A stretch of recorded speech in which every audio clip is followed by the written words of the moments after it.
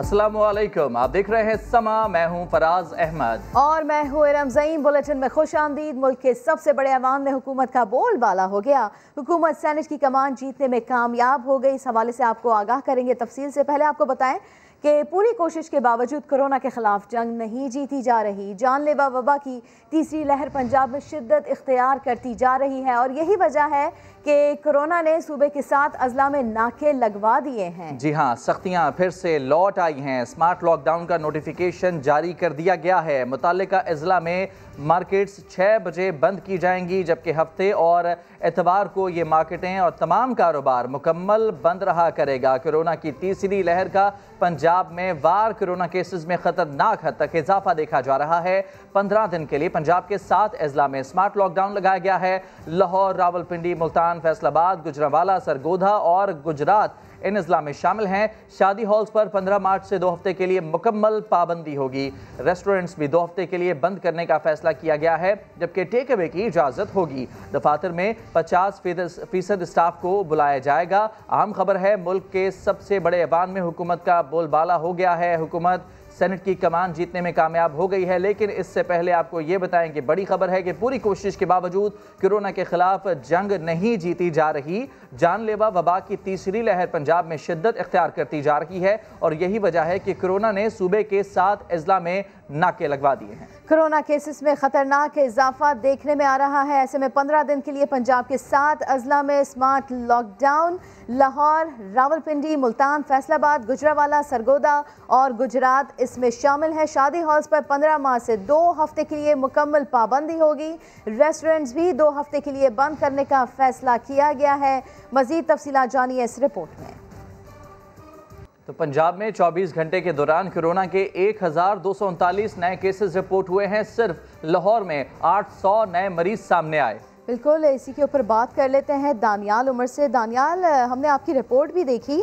सूरत हाल जो है वो पंजाब में बिगड़ती चली जा रही है। कोरोना के वार यहाँ पर तेज हो रहे हैं। जी बिल्कुल, पंजाब में कोरोना वायरस के 1239 नए केसेस रिपोर्ट हुए हैं 24 घंटे के दौरान और लाहौर में ही कोरोना के 800 मजीद मरीज जो है वो रिपोर्ट हुए हैं। सबसे ज़्यादा केसेस पंजाब में लाहौर से रिपोर्ट हो रहे हैं और यहाँ पर जो मस्बत शरह है वो 8% है। इसी तरह रावलपिंडी में जो मस्बत शरह है वो 4 और गुजरांवाला में 9% रिकॉर्ड की जा रही है, जबकि फैसलाबाद में 122 केसेस रिपोर्ट किए गए हैं।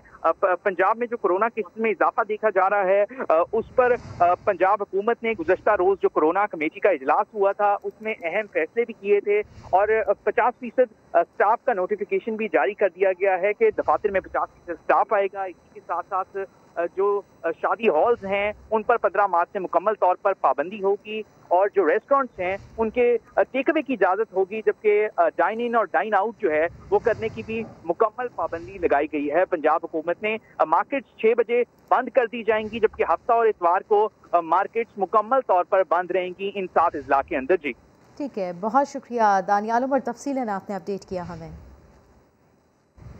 पेशावर में कोरोना वायरस फैलने का खदशा, शहर के 4 इलाकों में स्मार्ट लॉकडाउन लगेगा। स्मार्ट लॉकडाउन में आने वाले इलाकों में हयाताबाद की स्ट्रीट नंबर 9 फेज़ 1 और स्ट्रीट नंबर 5 फेज़ 6 शामिल है। डिफेंस कॉलोनी कैंट की गली नंबर 11 और गुलबहार नंबर 4 की गली नंबर 3 में भी स्मार्ट लॉकडाउन लगेगा। इन इलाकों में आमदोरफ्त महदूद होगी, जबकि अद्वियात और अशिया खुरनोश के अलावा तमाम कारोबार बंद रहेगा। मसाजिद में सिर्फ 5 अफराद को बाजमात नमाज पढ़ने की इजाज़त होगी। खिलाफ वर्जी करने वालों के खिलाफ कानूनी कार्रवाई अमल में लाई जाएगी। और अफसोसनाक खबर आपको दें, बुरेवाला से जहां 2 मुसाफिर कोचेस के दरमियान खौफनाक तसादुम हुआ है। हादसे में 4 अफराद जाँ बहक और 20 से जायद जख्मी हुए। इसी के ऊपर बात कर लेते हैं समा के नुमाइंदे असगर अली से। असगर अली, अफसोसनाक वाक़या पेश आया है। जी, ये अफसोसनाक वाक़या आज बुरेवाला के करीब अड्डा जहीर नगर के करीब पेश आया है, जहाँ पे एक बस जो है वो मुसाफिर बस मुल्तान से आ रही थी और एक कोस्टर जो है ना वो मुसाफिर कोस्टर जो बुरेवाला से जा रही थी वो जहीर नगर के करीब इनके माबैन तसादुम हुआ है।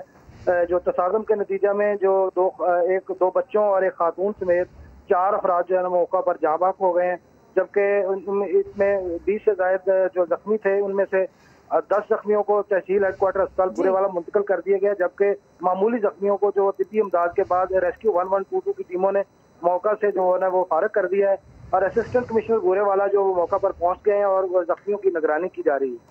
ठीक है, बहुत शुक्रिया अपडेट किया आपने।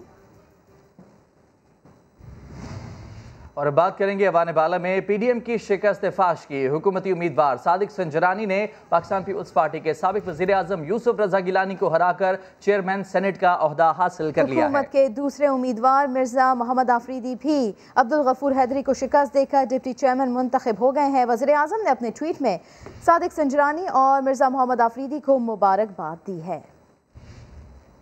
Sadiq Sanjarani has received 48 votes. ऐवाने बाला में हुकूमत का बोल बाला, इमरान खान की हिकमत अमली फिर काम कर गई। मैं क्रिकेट खेलता था, अगर कमजोर टीम आ जाती थी मैं कहता था मैंने नहीं खेला, किसी और को खिलाओ। ये वही कप्तान है जो क्रिकेट के मैदान में छोटे शहरों से बड़े खिलाड़ी ढूंढ कर लाता था और बड़ी बड़ी टीमों से टकराता था। अब सियासत के मैदान में भी इसी हिकमत अमली से 11 जमातों की अपोजिशन को चारों शाने चित कर रहा है।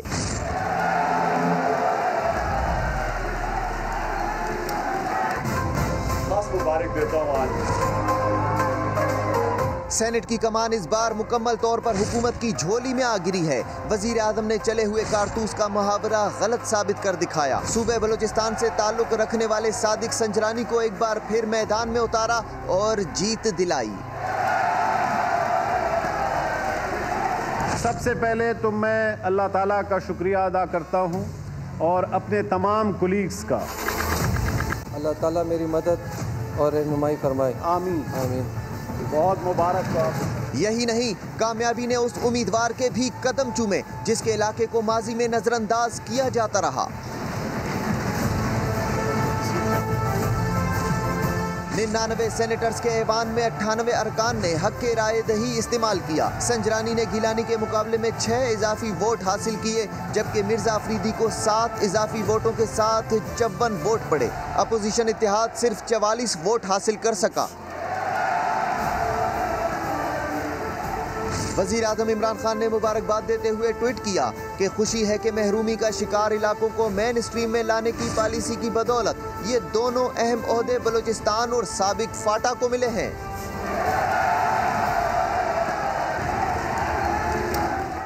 बिलावल भुट्टो ने चेयरमैन सेनेट के इलेक्शन को अदालत में चैलेंज करने का ऐलान कर दिया। कहा, जीतने के बावजूद यूसुफ रजा गिलानी चेयरमैन की कुर्सी पर नहीं बैठे। उन्होंने प्रिजाइडिंग ऑफिसर पर जानिबदारी का इल्ज़ाम भी लगा दिया। कहा कि जो 7 वोट दुरुस्त तौर पर गिलानी को पड़े थे, प्रिजाइडिंग अफसर ने उन्हें मुस्तरद कर दिया। जब वोटर्स की पसंद जाहिर हो जाए तो उसे मुस्तरद नहीं किया जाता।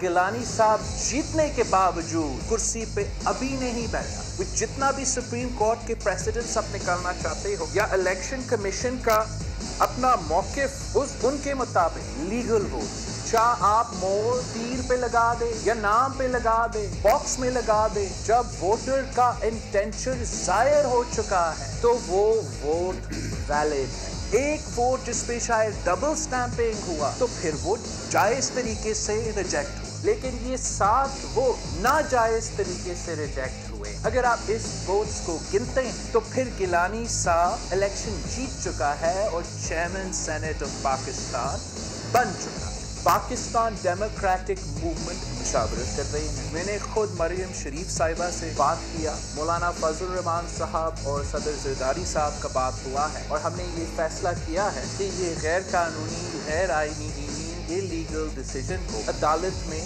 चैलेंज करें। खुफिया कैमरे कहां से आए, तफसीलात जानिए थोड़ी देर में।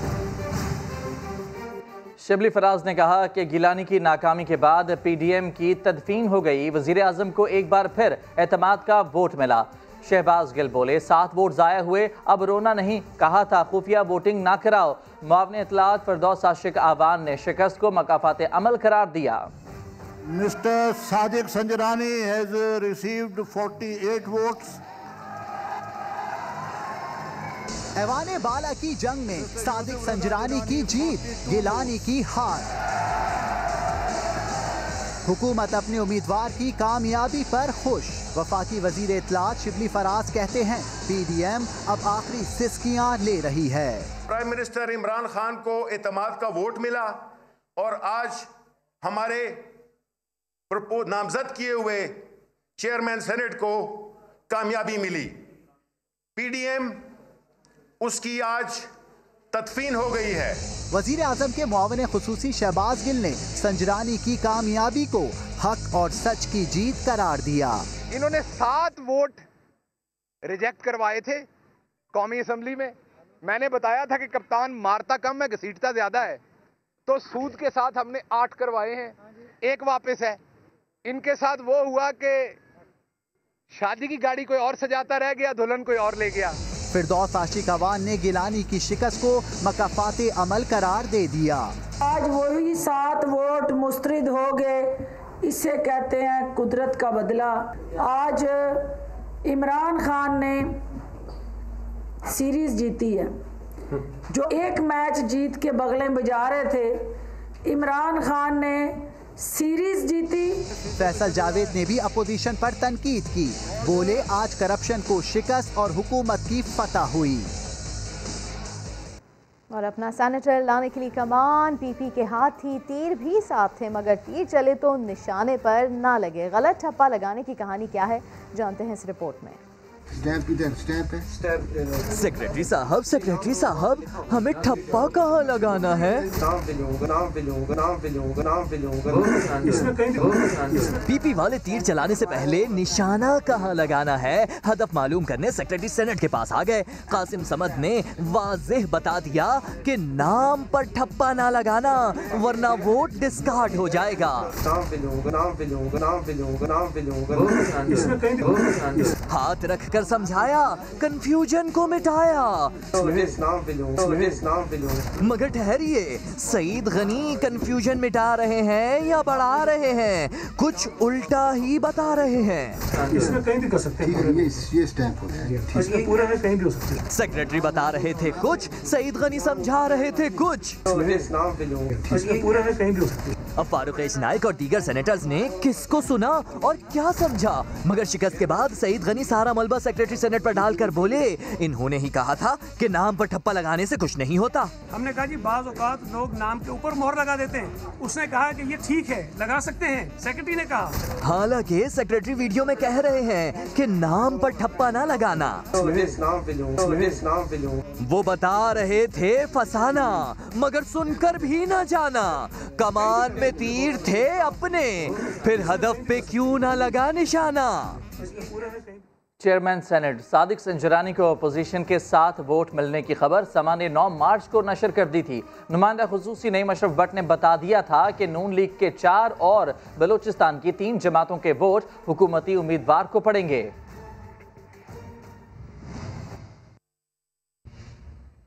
को इस चीज का अंदाजा है कि 12 मार्च का नतीजा, 9 मार्च को खबर, नतीजा आ गया, समा छा गया।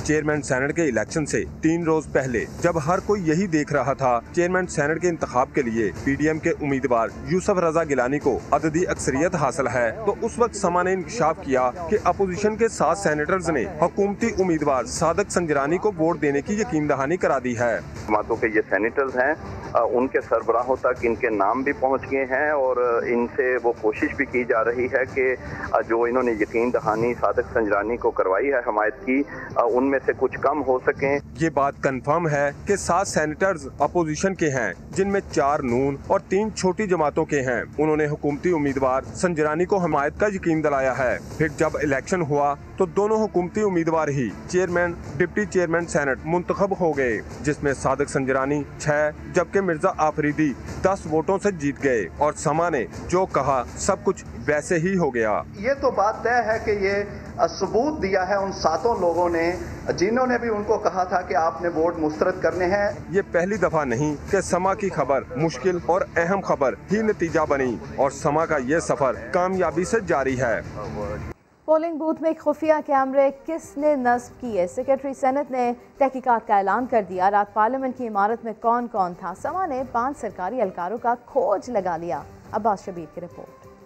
चेयरमैन और डिप्टी चेयरमैन सेनेट का इंतखाब, वोटिंग खुफिया है तो पोलिंग बूथ में जासूस कैमरे कहां से आए, किसने लगाए? समा ने मामला सेक्रेटरी सेनेट तक पहुंचाया तो उन्होंने तहकीकात का ऐलान कर दिया।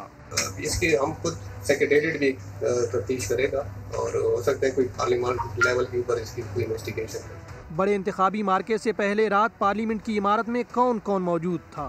2 आला अफसरान और 3 नायब कासिद सुबह 5 बजे तक पार्लियामेंट में मौजूद रहे। इमारत की लिफ्ट भी सारी रात इस्तेमाल में रही। खुफिया कैमरे ढूंढकर सामने लाने वाले अपोजिशन सेनेटर्स मुसद्दिक मलिक और मुस्तफ़ा नवाज खोखर ने प्रिजाइडिंग अफसर को खत लिखकर भी तहकीकात का मुतालबा कर दिया। दोनों खुफिया कैमरे लगाने वालों की तलाश में पार्लियामेंट के सिक्योरिटी हुक्काम के पास भी पहुंचे। CCTV फुटेज फराहमी का मुतालबा करते हुए कहा, मामला इतना हसास है लेकिन आपको परवाह ही नहीं। सेनेट चेयरमैन और डिप्टी चेयरमैन के इंतखाब में शिकस्त के बाद क्या PDM में फूट पड़ने लगी? सवाल उठने लगे। तलाल चौधरी जियाली चेयरमैन को ताने मारने लगे। लिखा, बिलावल भुट्टो साहब, न्यूट्रल का मजा आया? बिलावल ने तलाल चौधरी को जवाब देते हुए कहा कि ये कोई तंजीम साजी नहीं हो रही। Sadiq Sanjrani has received 48 vote.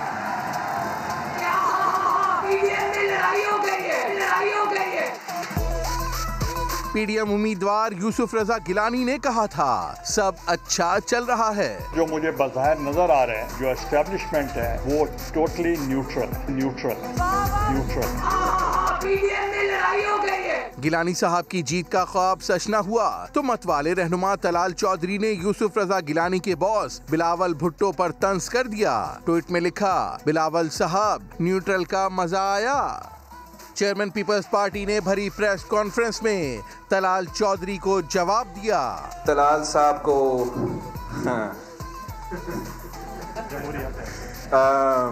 क्या था? तंजीम साजी। ये कोई तंजीम साजी नहीं था। हम जमहूरी जदोजहद लड़ रहे हैं। मरियम नवाज ने मामला ठंडा करने की कोशिश की।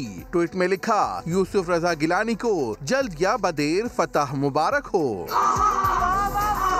उधर सीनियर सियासतदान एजाजुल हक कंफ्यूज दिखाई दिए। नतीजा आने से पहले ट्वीट में लिखा, मौलाना को जल्द ही खुशखबरी मिलेगी, मगर नतीजा हुकूमती उम्मीदवार के हक में आया तो लिखा, मैं गलत था, अंदाजा नहीं था कि PMLN और पीपल्स पार्टी ने मौलाना के खिलाफ मैच फिक्स कर दिया है। अपोजिशन लीडर सिंध हलीम आदिल शेख कहते हैं, PDM की हंडिया बीच चौराहे फूट गई। कोई किसी को तंजीम साजी सिखाता रहा, कोई न्यूट्रल के मजे बताता रहा। गफूर हैदरी को भी 10 वोट कम मिले। यूसुफ रजा गिलानी के अगर 7 वोट कैंसिल हुए तो 7 कहाँ चले गए?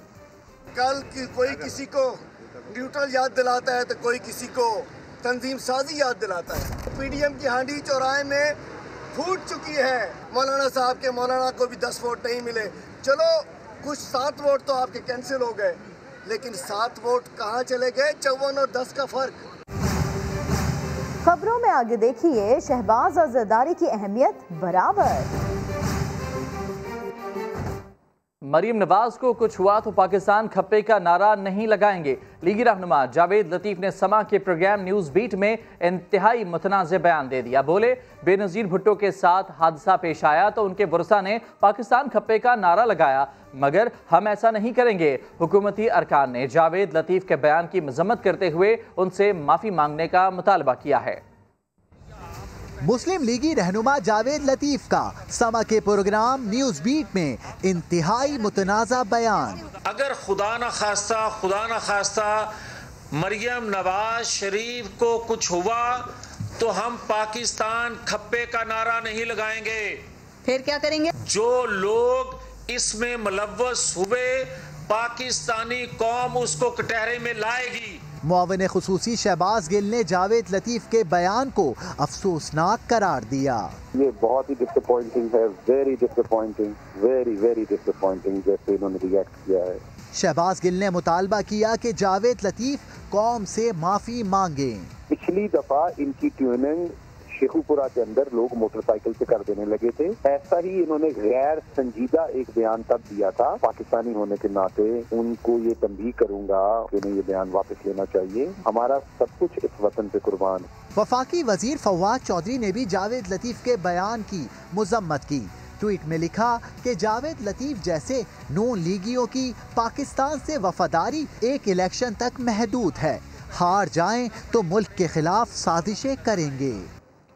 पुरस्कार शख्सियात के बाद नागुज़ीर इदारों की बाज़गश्त। सरपरस्त जमीयत उलमा इस्लाम मौलाना अजमल कादरी ने समाज से इंटरव्यू में तहलका खेज इंकशाफात कर दिए। कहते हैं कि नागुज़ीर इदारों के नज़दीक शहबाज और जरदारी की अहमियत यकसां है। शहबाज शरीफ जून से पहले जेल से बाहर आ जाएंगे। बोले PDM का मुस्तकबिल क्लब के सिवा कुछ नहीं। अजमल कादरी ने समा के नुमाइंदे मोहसिन बिलाल से इंटरव्यू में मजीद क्या कहा, आइए देख लेते हैं। शहबाज शरीफ की डील होने जा रही है या होगी इस्टेब्लिशमेंट से या जरदारी साहब की? देखिए, असल में इस्टेब्लिशमेंट कहना तो मैं समझता हूँ ज़्यादती होगी। जो नागुज़ीर इदारे हैं ममलकत खुदादात पाकिस्तान को चलाने के लिए, उनके नज़दीक दोनों की अहमियत यकसां है। तो मैं समझता हूँ कि पहले कुछ हिस्सा पीपल्स पार्टी को मिल जाएगा और आगे जाकर सूबाई हिस्सा तो फौरी तौर पे मियाँ शहबाज शरीफ के हिस्से आ जाएगा और आगे जाके फिर उनको विफाक में भी नुमाइंदगी का मौका मिलेगा। तो शहबाज शरीफ साहब और हमजा साहब फिर राब्ते में हैं नागुज़ीर इदारों के साथ? मैं ये समझता हूँ कि ज़ाब्तों में भी हैं, राब्तों में भी हैं। शहबाज शरीफ साहब को कब रिहा होता है ज़मानत पर, आप देख रहे हैं? जैसे ही उनकी मर्जी का मैदान हो जाएगा वो अंदर से बाहर आ जाएंगे। यानी अभी उनकी मर्जी का मैदान नहीं हुआ? आने बन रहा है, सज रहा है, और अगर वाकई हो गया जिसको उनकी मर्जी के मुताबिक डेकोरेट कर दिया गया तो वो एक लम्हे में बाहर आ जाए। जून से पहले? बहुत पहले जेल में जाके मियाँ शहबाज शरीफ के साथ हमारे दोस्त की जो मुलाकात हुई थी उसने नतीजा ये पैदा किया है कि गिलानी साहब आज सेनेट के मेंबर। ये उस मुलाकात का नतीजा है? मैं समझता हूँ वहाँ से जो मामला शुरू हुए वो उनका मंतकी अंजाम यही था। इमरान खान और बुज़दार 5 साल पूरे कर जाएंगे? अब मेरा ख्याल है कि हमारे पॉलिटिकल अरीना में अगर ये 5 साल पूरे कर जाएं तो शायद सब स्टेक होल्डर्स के लिए बेहतर है, वगरना मामलात खूबसूरत अंजाम लेके नहीं आएंगे। PDM का मुस्तकबिल एक खूबसूरत क्लब का है जो हर महीने लोगों को खाना खिलाता है और उनको स्क्रीन पे ले आता है। इसके अलावा मैं नहीं समझता कि उसमें कोई जान है, क्योंकि PMLN अपनी पिच पे खेल रही है, पीपल्स पार्टी अपनी पिच पे खेल रही है और मौलाना फजलुर रहमान को मामू बनाया हुआ है। वज़ीर आज़म की मॉम ने खुसूसी शहबाज गिल ने कहा है कि हमजा शहबाज के बाहर आने का सबसे ज़्यादा नुकसान मरियम नवाज का हुआ। नून लीग के मेंबरान ने कल गिलानी को वोट नहीं डाला, खराब कर दिया। नून लीग का अंदरूनी इंतशार है कि गद्दी नशीन कौन होगा। मरियम के जल्द से इस्तीफे, धमकियां, सेनेट इलेक्शन सब नाकाम रहे। लॉन्ग मार्च अब हमजा और मरियम के दरमियान होगा।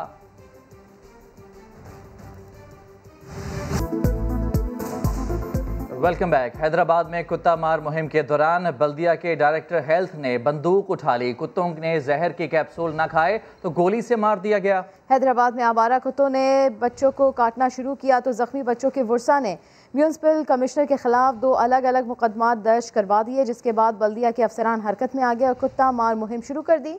मुहिम में पहली मार्च से अब तक 800 से जायद कुत्तों को जहर देकर मारा गया है।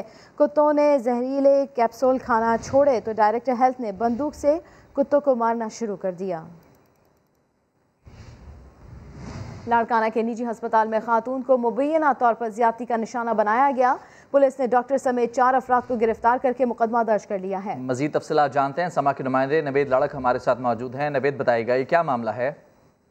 जी बिल्कुल, लाड़काना के निजी मेडिकल सेंटर में खातून के साथ जो है ऑपरेशन थिएटर के अंदर डॉक्टर और पैरामेडिकल स्टाफ की जानिब से उसके मुबैना जाति का निशाना बनाया गया था और इस वाक़े का मुकदमा जो है वो थाना में खातून के शोहर के मुद्दे में जो है वो डॉक्टर और अमले के 4 अफराद के खिलाफ दर्ज कर लिया गया है। और ये डॉक्टर शुएब चांडियों नारे जो वकील भुट्टो तौफीक जोगारी एक नामालूम जो है वो मुल्जमान नामजद किया गया है। चारों जो अफराद है उनको गिरफ्तार कर लिया गया है। तफसीलात के लिए आपका बहुत शुक्रिया नवेद लाड़क। लाहौर का इलाका नेशनल कॉलोनी, जहां खातून से मुबैना तौर पर इज्तिमाई ज़्यादती की गई है, पुलिस ने 4 मुल्ज़मान गिरफ्तार किए हैं। इसी के ऊपर बात कर लेते हैं समा के नुमाइंदे जहांगीर खान से। जहांगीर, क्या कहती है पुलिस? गुज़िश्ता रात नेशनल कॉलोनी में ये वाकया पेश आया था जहाँ पर 4 मुल्जिमान ने घर में मुलाजमत का झांसा देकर खातून को अपने साथ लिया और एक घर में ले जाकर उससे मुबैना तौर पर इज्तिमाई ज़्यादती की। पुलिस ने 4 मुल्जिमान को गिरफ्तार कर लिया है, जिनमें ज़ुहैब, मुअज़्ज़म, उस्मान और कलीमुल्लाह शामिल हैं, जिनमें से 2 मुल्जिमान ज्यादती के मुर्तकिब हैं और 2 ने मुआवनत की। पुलिस का कहना है कि डीएनए की रिपोर्ट के बाद मज़ीद हक़ाइक़ सामने आएंगे। मुल्जिमान से अभी तफ्तीश जारी है। जी ठीक है, बहुत शुक्रिया अपडेट किया आपने जहांगीर खान। लाहौर के इलाके सब्ज़ाज़ार में गैर कानूनी डंपिंग पॉइंट पर वेस्ट मैनेजमेंट कंपनी की गाड़ियों को शहरियों ने रोक लिया और गाड़ियों की चाबियां निकाल ली। शहरियों ने मुतालबा किया है कि गैर कानूनी डंपिंग पॉइंट्स को ख़त्म किया जाए, नहीं तो चाबियां नहीं मिलेंगी। दानियाल उमर से मजीद जानते हैं। दानियाल, बताइएगा इंतजामिया का क्या मौक़िफ़ है इस मामले पर? जी देखिए, सब्ज़ाज़ार का इलाका है जहाँ से कुछ दिन पहले भी समा ने ही रिपोर्ट किया था कि ये मोटरवे का जो इंटरचेंज है उसके पास डंपिंग एरिया बनाया हुआ है लाहौर वेस्ट मैनेजमेंट कंपनी ने, जहाँ पर आकर ये कूड़ा डंप करते हैं। शायद उनका ख्याल तो ये है कि शहर से दूर एक जगह है, लेकिन यहाँ पे जो रिहायशी हैं सब्ज़ाज़ार के वो इससे खासे परेशान हैं क्योंकि ताफ़ुन बहुत ज़्यादा होता है।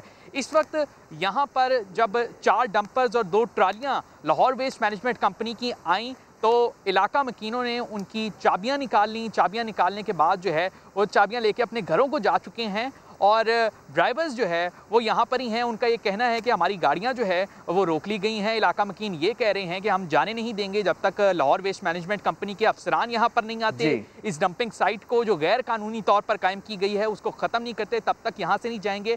और हुआ ये कि जो यहाँ पर प्राइवेट कचरा उठाने वाले रिक्शे पर जो लोग आ रहे थे उनको भी रोक लिया गया और इलाका मकीन ने कहा कि हम उनकी भी चाबियां ले लेंगे और अब वो भी यहाँ पर अपने रिक्शे लेकर जो है वो खड़े हुए हैं। शहरियों का मुतालबा है कि गैर कानूनी डंपिंग पॉइंट्स को यहाँ से ख़त्म किया जाए। तफसीलात के लिए आपका बहुत शुक्रिया दानियाल उमर। बुलेटिन में आगे आपको दिखाएंगे कराची की खास सौगात। Welcome back. नैब ने मरियम नवाज की जमानत मनसूखी के लिए लाहौर हाई कोर्ट से रुजू कर लिया है। अहम खबर आपको दे रहे हैं कि मरियम नवाज की जमानत मनसूख की जाए। नैब की जानिब से लाहौर हाई कोर्ट से ये इस्तदा की गई है। नैब की जानिब से यह मौक़िफ़ इख्तियार किया गया है कि Maryam Nawaz Chaudhry sugar mills case में जमानत पर रिहा हैं। इसी के ऊपर बात कर लेते हैं समा के नुमाइंदे शाहिद हुसैन से। शाहिद, दरख्वास्त में ये भी मौक़िफ़ अपनाया गया है कि मरियम नवाज अपनी जमानत का नाजायज़ फ़ायदा उठा रही हैं। जी, ये जो चौधरी शुगर मिल्स केस है इसी में नवाज शरीफ की भी जमानत हुई थी और मरियम नवाज भी इसमें शरीक मुल्जिम हैं और लाहौर हाई कोर्ट से ये जमानत हुई थी। अब नैब की जानिब से एक दरख्वास्त दायर की गई है प्रोसिक्यूटर जनरल के तवस्सुत से और चेयरमैन नैब ने यह दरख्वास्त दायर की है जिसमें उन्होंने ये कहा है कि इस केस के अंदर जब जमानत हुई थी तो ये इसके अंदर कंसेंट थी मरियम नवाज के वकला की जानिब से कि वो तहकीकात में ताउन करेंगी, लेकिन मरियम नवाज जो है वो तहकीकात में ताउन नहीं कर रही, ना ही उन्होंने तफ्तीश ज्वाइन की है और वो अपनी जमानत का नाजायज़ फ़ायदा उठा रही हैं, इसलिए अदालत उनकी जमानत मनसूख करे। ठीक है, बहुत शुक्रिया शाहिद हुसैन, अपडेट किया आपने। महंगी मुर्गी तो मुंह चिढ़ा रही है। आइए कराची से सात साबरी हमें खिला रहे हैं चटपटी सौगात लौंग चढ़े।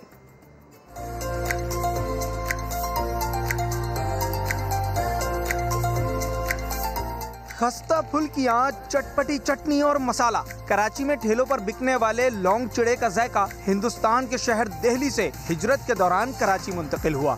ये तो बज़ाहिर चना तो नहीं नजर आ रहा है, तो फिर कुछ और ही चीज़ है। ये फुल्किया भी कहते हैं और दाल बड़े भी कहते हैं। सबको तो नाम नहीं है, जो पुराने खाने वाले ज़्यादातर वही लौंग चढ़े के नाम से जानते हैं, वैसे ही जो हैं आम खाने वाले फुल्की के नाम से जानते हैं इसको।